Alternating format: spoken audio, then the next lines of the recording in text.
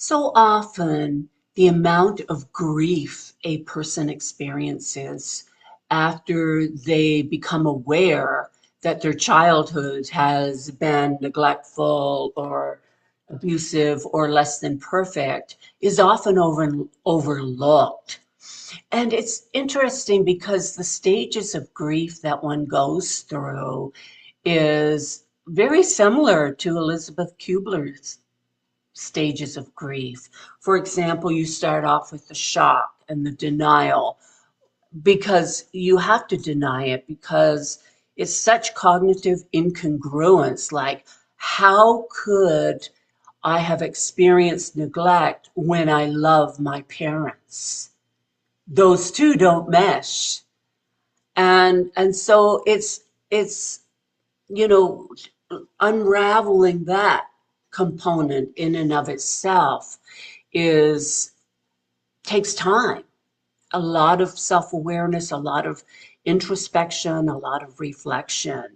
And then the depression and the anger that goes with it, and learning how to integrate that in the body is key to making the best of this situation of not having an ideal childhood. And you don't want to get stuck in the grief or the anger.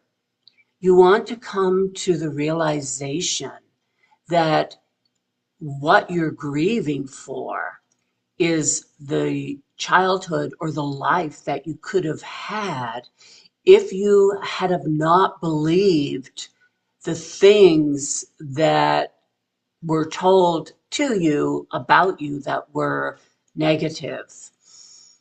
These were merely projections of unowned parts of the person's self that were projecting it onto you.